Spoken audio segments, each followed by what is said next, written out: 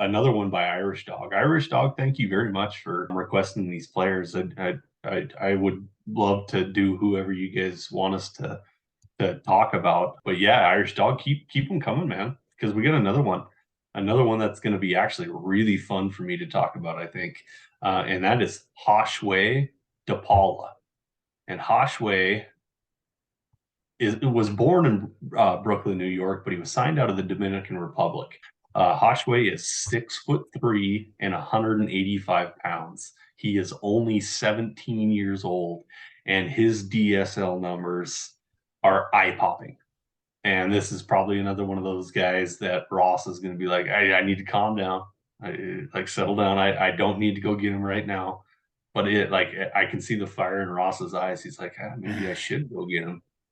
Okay, Hoshway had 186 at bats, 65 hits, 97 total bases, 13 doubles, two triple baggers, 5 home runs, 16 stolen bases, averaged 349, 448 on base percentage with a slugging of 522. That brings us to an on base plus slugging of 970. He struck out 31 times and he walked 32 times.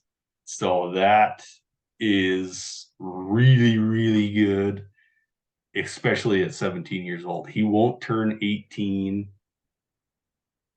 about 2 more months.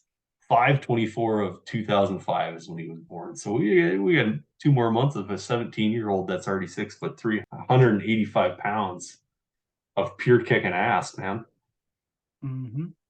A few notable things that I want to bring up before Ross gets into it. This is a cousin of Stephon Marbury.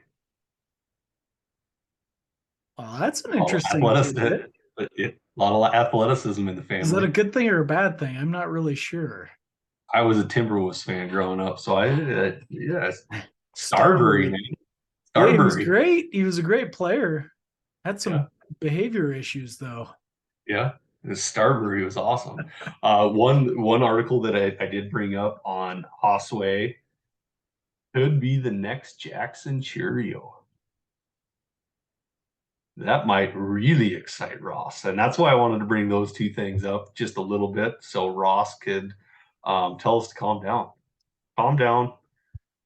Maybe back away slowly, or maybe he's just going to say, go get him. Well, Let's hear it, buddy. okay, so this guy checks all the boxes, right? Everything that you just quoted checks the boxes for me. But I'm here to throw on the wet towel nonetheless and tell you this is DSL. Do not trust. Do not trust. On our single season leaderboard, he is in the top 50, which is pretty notable. And he has a lot of, he's been developing a lot of prospect notoriety out there. You can just pick up on the buzz. Just being out there. Put your feelers out there and you'll pick up on the buzz. But Josue de Paula, and he even projects pretty well by STS standards, 272 batting average, 356 OBP, 430 slugging percentage, 17 home runs, and 14 stolen bases at peak. Pretty solid all around projections. But I'm still going to say don't trust the DSL. Wait to see what he's doing stateside before you get too excited. There's a lot of promise there. But how many of these guys have we seen? How many have we seen? And how many have had numbers that looked just as good or better at the same age or younger? We see it every single year. The guy that led our leaderboard, in fact, last year, Junior Marin, he in this was the 2021 leaderboard. He shot up at the end of the season. You know, he's lost a lot of that luster over this year. We had Alexander Mojica a few years back. I mean, he's been sort of a flash in the pan. Again, I hate calling any youngster a flash in the pan, but he hasn't quite lived up to that promise or that billing that he showed in the DSL. Malcolm Nunez, he was before him. There's one of these guys every year. So, are you holding, you buying, or are you selling? I don't go for DSL guys. I would much rather be on a Robert Hassel bandwagon or even a college bat like an Alec Burleson. Just a couple name drops there that I really like. He's a But man, and everybody else can just get out. that's right. You can't trust these numbers. You can't trust. I don't want to say this, but I'm going to anyways. You can't trust a scout looking at a 16-year-old that is built like a freaking man and an athletic machine, but doesn't know anything about putting a bat on a ball. That's one of the things that I don't want to fall into because I will. I really like the athletic guys. I want to go get the guys that can give me stolen bases, home runs, everything all in one package. And if I go down that night train, I'm not coming back. You know what I mean? Yeah, sure. Yeah. I'm not going after him. I'm going to wait until he gets into professional ball, away from the DSL, gets into single A, high A, and then I'll be too late. Well, we so rarely see the success stories coming from the DSL. I mean, who are the success stories?